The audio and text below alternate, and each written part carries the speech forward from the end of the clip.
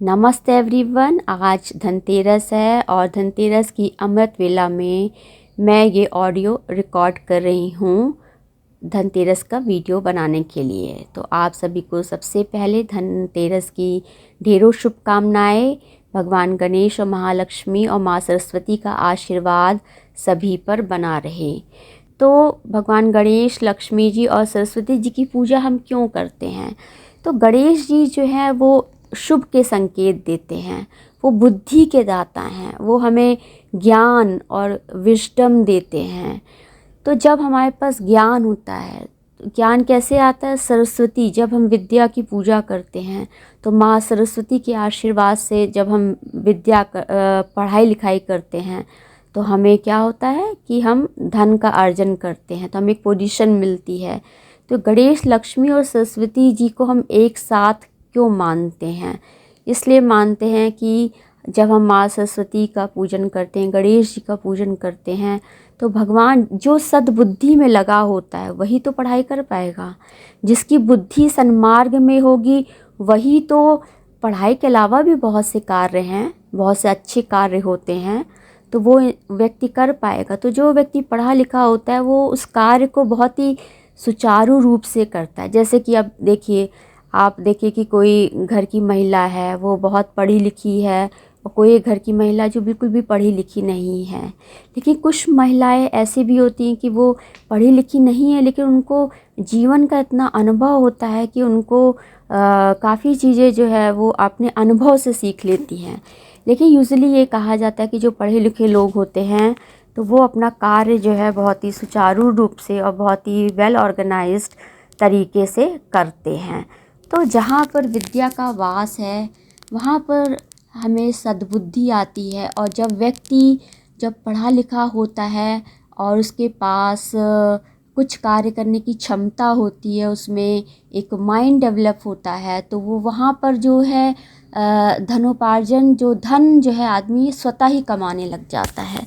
तो देखिए, जब हम लोग पूजा करते हैं तो स्वास्तिक का साइन बनाते हैं और हमेशा शुभ लाभ लिखा जाता है। आप देखिए, बड़ी खाता होता है, कोई भी दुकान है, शॉप है, बिजनेसमैन है, वहाँ पे शुभ लाभ लिखा रहता है। तो जब जहाँ पर शुभ होता है वहाँ पे अपने आप लाभ होना शुरू हो जाते हैं।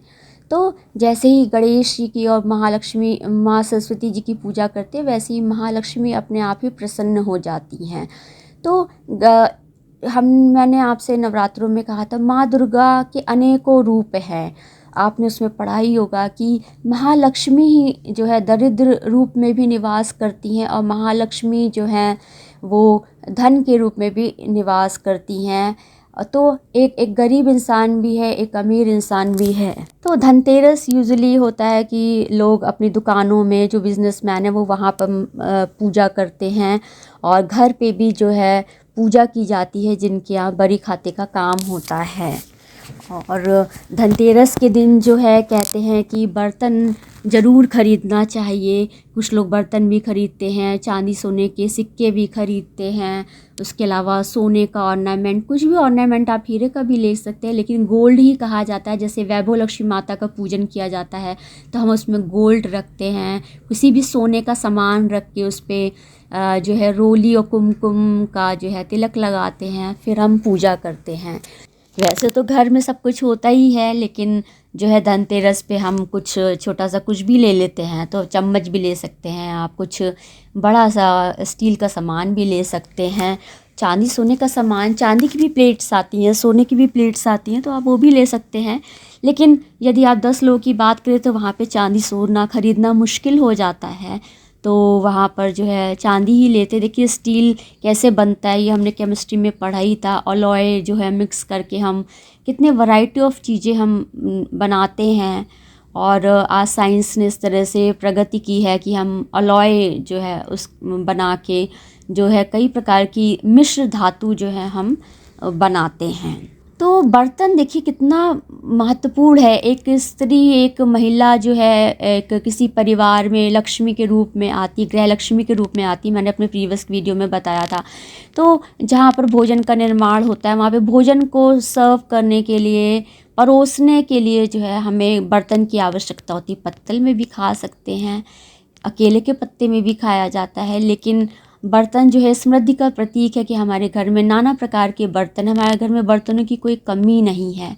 तो बर्तन होना जो है एक बहुत ही अच्छा प्रतीक है कि हमारे घर में जो है लक्ष्मी का वास होता है। तो जो भी भोजन जो हम परोसते हैं, तो माँ जो है अपने हाथों से खाना बनाती है, अपने बच्चों को परोसती है। तो बर्तन की अपनी एक अलग विशेषता होती है। और बर्तन मिट्टी के भी होते हैं। जब मैं छोटी थी तो मैं मिट्टी के बर्तन से बहुत खेलती थी। मुझे गुड़िया बहुत पसंद थी, मेरे पास ढेर सारी गुड़िया थी। और मुझे अभी तक मुझे डॉल बहुत पसंद है। जो पहले के टाइम की डॉल्स थी वो मुझे बहुत पसंद आती है। और मेरी दादी जो थी, वो मेरी नानी, ये सब लोग मुझे ला के सामान देती थी। तो मेरी नानी ने एक बार मुझे एक लकड़ी का एक घर दिया था दिवाली के टाइम पे। तो उसमें दिए जलाते थे, हम घर को डेकोरेट करते थे और उसमें सब रखते थे। पहले मिट्टी के सब आते थे ना दिवाली के टाइम पे, तो वो सारी चीज़ें हम लेते थे। मेरे पास बहुत कुछ था खेलने का सामान, और मैं अपनी चीज़ें बहुत ज़्यादा संभाल के रखती थी। और मुझे बहुत अच्छा लगता था। छोटे छोटे लकड़ी के दादी लेके आती थी, उसमें हम बेलते थे और ऐसे छोटी छोटी रोटियां बनाते थे। तो हर प्रकार के हमारे पास बर्तन थे। आजकल तो प्लास्टिक के आते हैं, आजकल तो बारबी किचन आने लग गया है, और मतलब बहुत ही आजकल सब चीज़ें डेवलप हो गई हैं। तो मिट्टी के दिए की अपनी एक अलग विशेषता होती है। तो मिट्टी के दियों में जो आर्ट वर्क रहता है, उसकी जो ओरिजिनलिटी है, जो उसकी विशेषता, वो एक अलग है। यदि उस पर पेंट कर दें तो वो थोड़ा अच्छा भी लगता है, लेकिन आप देखिए बिना पेंट के भी कितना खूबसूरत लगता है। अब जलाने के लिए आप तेल के भी दिए जला सकते हैं, लेकिन हमें हमेशा ये बताया जाता है कि भगवान शनि देव की पूजा के लिए हम तेल का यूज़ करते हैं। घी जो है, हवन में कोई भी शुभ समारोह होते हैं वहाँ पर हम घी का प्रयोग करते हैं। तो शुद्ध गाय का देसी घी जो होता है शुभ माना जाता है। उसके जलने से जो खुशबू आती है, जो हवन में जो हम अर्पण करते हैं भगवान को, अग्नि देवता को अर्पण करते हैं, तो वो शुद्ध देसी घी का ही होना चाहिए। तो आजकल घी शुद्ध है या अशुद्ध है, इसके बारे में मुझे ज़्यादा जानकारी नहीं, क्योंकि मैं इस फील्ड में नहीं हूँ। तो जो भी हम सुनते हैं, जो भी समझते हैं, वही हमें सारी बातें पता होती। वैसे मैं घर पे घी बनाती हूँ, तो दूध की मलाई इकट्ठा कर ली और मलाई से घी बनाते हैं। तो काफ़ी घी जो है वो हमें मिलता है, और बिल्कुल वो पीला येलो येलो सा होता है, तो लगता है कितना शुद्ध है, दानेदार शुद्ध देसी घी होता है। तो यूजुअली वो घी मैं रखती हूँ अलग, जैसे रोटियों में लगाने के लिए रखती हूँ। तो आपने वो घी की कहानी सुनी होगी कि 3 लोग थे। एक जो था 1 चम्मच घी लेता था, एक 2 चम्मच लेता था, एक केवल सूंघ के रख देता था। तो ये कंजूस लोगों की प्रवृत्ति होती है कि वो इस तरह से करते हैं। तो हमेशा समृद्धि जो है देने से आती है। जब भी हम देते हैं, बाय हार्ट देते हैं। किसी किसी के पास होता ही नहीं, लेकिन दिल बहुत होता है बड़ा देने के लिए, और किसी के पास जो है बहुत कुछ होता है, लेकिन उनके देने की इच्छा नहीं होती। तो हमेशा कहा जाता है कि जब भी आप बाय हार्ट कुछ भी देते हैं, तो आपको रिटर्न में उससे कई गुना अधिक मिलता है। ये अध्यात्म में भी बताया गया है, और सभी लोगों ने ये कहा है कि जब भी आप कोई भी कार्य दिल से करते हैं और एक सच्चे मन से करते हैं, तो उस कार्य में सफलता ज़रूर मिलती है। अब देखिए, दिवाली तो सभी लोग ही मनाते हैं। एक गरीब की दिवाली अलग होती है, एक अमीरों की दिवाली अलग होती है। लेकिन मैं देख रही हूँ कि आजकल लोग जो है उनका इंटरेस्ट बहुत कम होता जा रहा है। पहले देखिए हम कितने दिए जलाते थे, आजकल लोग बहुत ही कम दिए जलाते हैं। आजकल दियों की जगह लाइट्स ने ले ली है, तो लाइट्स हम लगा देते हैं, उससे बहुत ज़्यादा डेकोरेशन हो जाता है, बहुत ही अच्छा लगता है देखने में। लेकिन एक लाइट और दिए का जो मेल है, वो इतना आप नहीं कह सकते। आप उसको कंपैरेटिवली भी देखिए, जो दिए की जो चमक है, वो जो लाइट की जो चमक है, उसके आगे जो है उसको कंपैरिजन करें, तो मुझे लगता है कि लाइट की चमक फीकी पड़ती है, और जो दियों की चमक है वो एक अलग उसमें बात है। तो दिवाली का होता है, तो दिवाली में जो है एक गरीब की दिवाली होती है, एक अमीरों की दिवाली होती है, एक मध्यम परिवार वर्गीय की भी जो होती है दिवाली होती है। तो इसमें वही होता है कि कुछ लोगों के पास पैसा ही नहीं होता, वो 6 बजे तक 4 बजे तक कमाते हैं, तब वो दिवाली के दिन 7 बजे पूजा का सामान लेके आते हैं, तब 8 बजे कहीं जो है दिवाली की पूजा होती है। और जो है कुछ लोगों की दिवालियों की तैयारी जो हफ्ते पहले से हो जाती है, तो कुछ लोग दिवाली इस तरह भी मनाते हैं। तो यूजुअली यही होता है कि दिवाली पे हमें जो है नया सामान ही लेना चाहिए, चाहे आप पूजा करिए कुछ भी करिए, तो चाहे एक ही दिया लीजिए लेकिन आप नया लीजिए। लेकिन कभी कभी मुझे लगता है कि जैसे मेरे पास बहुत सारे दिए पड़े हुए हैं, तो क्यों ना उसको हम रीयूज़ कर लें। तो जैसे आप सपोज़ आपने किसी ऐसे को देखा कि वो इस काबिल ही नहीं है, तो आपने उसको वो दिए दे दिए, तो शायद ऐसा नहीं भी करना चाहिए। यदि आप उनको नया देने की कोशिश करिए कि आप उनको पुराना ना देकर उनको नया दें। तो कुबेर जी को कहा जाता है कि वो खजाने के लिए उनको पूजा जाता है। तो कुबेर जी की जब हम पूजा करते हैं तो घर में धन धान्य की कमी नहीं होती। तो देखिए, धन होता रहे लेकिन धान्य ना रहे। धान्य क्या है? धान जो हम लोग बोते हैं। तो मानपूर्णे माता, तो सभी माताओं की कितनी जो है सभी माताओं का कितना योगदान है। सोचिए, जब माँ सरस्वती जी होती हैं तभी महालक्ष्मी आती है, जब महालक्ष्मी होती हैं तभी जो है अन्नपूर्णा माता आती हैं। देखिए, आज हम बीज बोते हैं, किसान खेती करता है, उसके लिए हमें सब कुछ हाथों से तो हो ही नहीं जाता है। आपको कुछ ना कुछ तो चाहिए होता है ना, तो आपको कुछ ना कुछ खरीदना पड़ता है। आप कुछ अपने हाथों से बनाते हैं, कुछ खरीद के लाते हैं। तो ये सभी का है, किसी एक को हम महत्व नहीं दे सकते। हमें सभी को महत्व देना, सभी का अपना अपना रोल है, सभी का अपना अपना योगदान है इस जीवन में। और जब धन धान्य की कमी नहीं होती घर में, तो उसी घर में खुशहाली आती है, उसी घर में जो है शांति आती है। लेकिन फिर भी जो है परिवार में आपस में तालमेल ना हो, आपसी मेल मिलाप ना हो, तो वो घर जो है कलह का कारण बन जाता है और वहाँ पर फिर से दरिद्रता आने लग जाती है। तो इसलिए कहा जाता है कि धन दान होने पर, आपसी भाईचारा होने से, आपसी मेल मिलाप होने से जो है घर में लक्ष्मी का वास होता है, मानपूर्णे माता का वास होता है, माँ सरस्वती का वास होता है। इसीलिए कहा जाता है कम खाइए लेकिन प्यार से रहिए, कम पहनिए लेकिन जो है सुख शांति से रहिए। शांति में ही एक अच्छा जीवन होता है।